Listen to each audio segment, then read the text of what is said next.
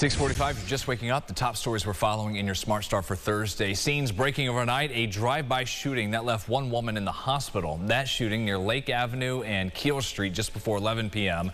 The victim, 49 years old, police say was in a car when someone in another vehicle pulled up and opened fire. The victim, who was also the driver, is expected to live. Police say it appears her car was targeted. They are unsure if she was in fact the intended target. Also breaking, a man in the hospital after another late-night shooting. That victim, 40 years old, was shot on Hollenbeck Street just after 10 o'clock. He's also expected to survive. Both shootings remain under investigation. If you have any leads on suspects that could help RPD solve the cases, please call 911. Ghost guns are becoming more and more of an issue here in Rochester, linked with various crimes, including homicide. These are weapons that don't have serial numbers, make them very difficult to trace.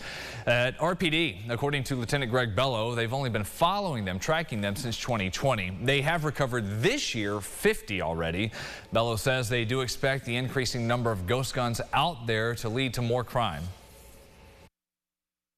They're fully functioning firearms, and they're not being sold legitimately through licensed dealers. They're not being sold to people that have pistol permits. They're not being sold to legal gun owners. There's a reason why you're getting a gun with no serial number. There's a reason why you're getting a gun that can't be tracked.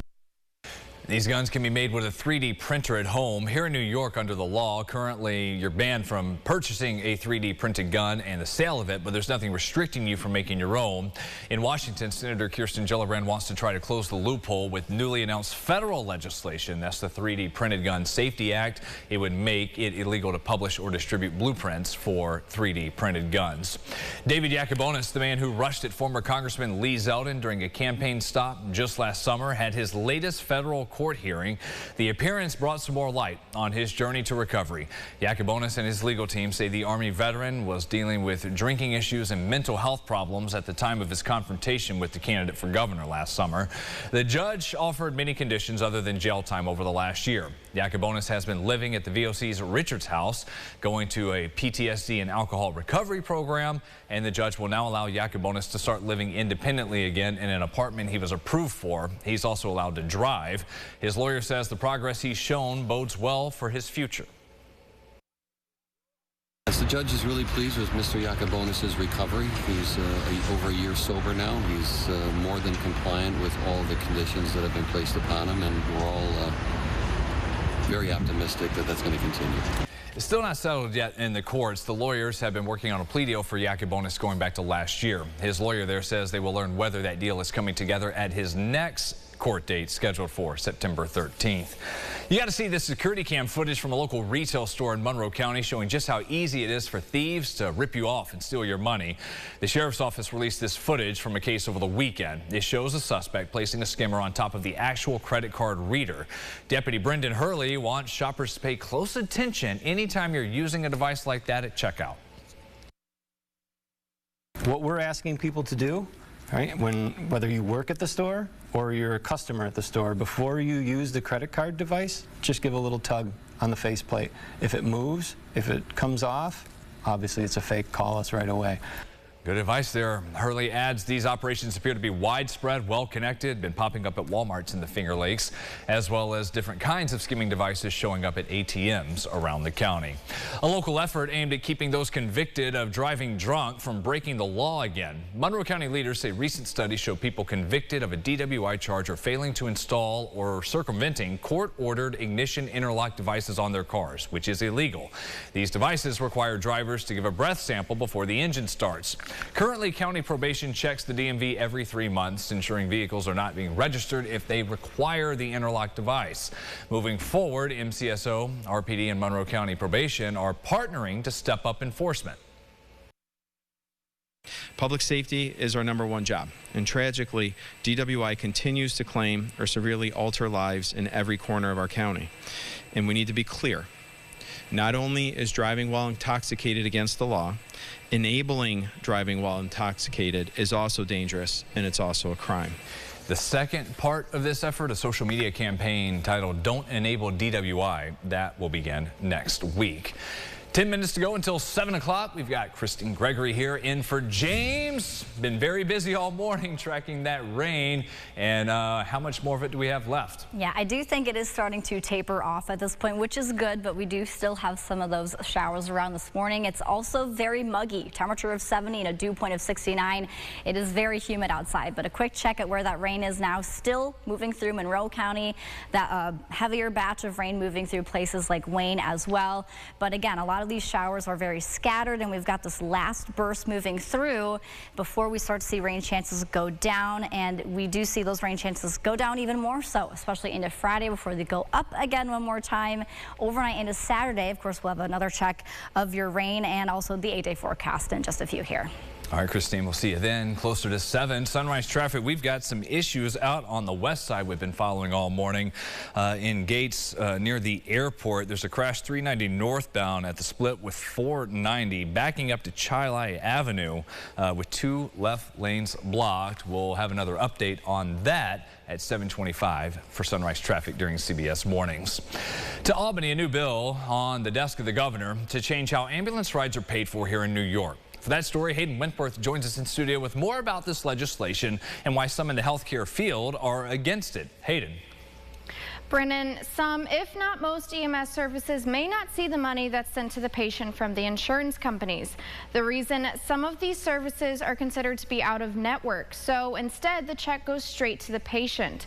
The measure that would change that is Governor Hochul's signature. That's needed for the direct pay bill to become law. It would regulate how insurance plans bills patients who are out of network. Instead of sending a check to the patients right away, the ambulance providers would receive it instead, almost immediately. Currently, because of staffing and financial hardships that most EMS services are facing, supporters say this bill is needed in order to keep providing care for patients. Those in healthcare, however, are fighting against this. Some say it's in an effort to keep future rates low for their patients. We don't always see the money that is sent to the patient. That is truly ours. We provided a service, we billed for the service. They have insurance that covers that service, and the expectation is we get paid for the service. So what this ultimately does is it strips insurance plans with the opportunity to create networks of ambulance providers to provide the best service, to guarantee the best service at the best price for their customers and their enrollees. Like all things in healthcare, there's significant expense, and what health insurance plans try to do is to mitigate that expense as much as possible for their consumers. Now, Governor Hochul has until the end of this year to sign or veto, and if that's passed, direct pay bill would go into effect in January of 2025. Brennan? All right, Hayden, thank you. We'll be watching for updates on that. A lot of kids in Rochester are getting a taste of the world of science. Crown Castle puts on its STEM Inspiration Days to pique kids' interest in science and technology. One of the activities, flipping arrows and water bending, showing students how light changes direction as it passes through different mediums. Organizers say they hope this event shows kids how the world really works and maybe helps them envision a future career. This is definitely to, generate interest, spark their curiosity, right? That natural curiosity that children have. And as they grow up and mature in the sciences and technology, engineering, and math, they can start to imagine what their careers might look like in these spaces. By the way, Crown Castle is a shared infrastructure company offering fiber optic cable and the wireless cell sites for major cell phone carriers. About to start in a couple of hours, day 2 of Bill's training camp at Fisher. If you're headed out there, picking up again this morning about 9:30. After the first day, star receiver Stefon Diggs talked to the media for the first time since last season. Had some drama this offseason. Diggs got a big welcome from Bills Mafia when he stepped out, and his press conference after the first day was long and thorough. He hit on several topics. He says his relationship is good with quarterback Josh Allen, the coaching staff, everyone really. He says some of the issues, just the adversity the team went through last season, started to pile up during the offseason. We've been kind of pushing at a rock for some years now, and kind of like not getting that rock over the hill will frustrate you, you know what I'm saying? So I just feel like we want to come in from more of a human standpoint. If you ever had a job and you've been pushing at it for a long time and it's just not turning the corner, you start to draw a lot of questions like, how can we do things better? And that's when I say, like, I don't have any pressure. I mean, I feel like the pressure comes from everybody else. Like, that's a lot of outside noise, but the grind is the grind, and we've been putting the time in consistently, you know, throughout my years since I've been here. So wanting to see things turn a corner, that's where that question draws, and that's where you see me having conversation. That's when I have a conversation at XYZ. Like, so I feel like that open door policy kind of like helps us, you know what I'm saying? And that's just how family works. Well, there you have it. It'll be another wet day for players and fans out there at training camp, and grab the rain jacket and umbrella headed out to work. Yeah, I would say that is a good idea. We've got the rain jackets, the umbrellas I think are going to be beneficial to you as we still have those showers moving through. The roads will be wet too. Windshield wipers will be going, so maybe plan an extra 5 minutes or so just to get where you need to be with some of those slowdowns and accidents that we've been seeing reported. Hopefully not because of the weather, but you never know. Those showers do eventually fade once we get to the afternoon. It will be a drier end to the day. Then we are talking big heat for Friday to end the week. All right, thank you, Christine. She'll be back at 7:25, checking the radar, the rain for the day. I'll have your news then. CBS Mornings coming your way next.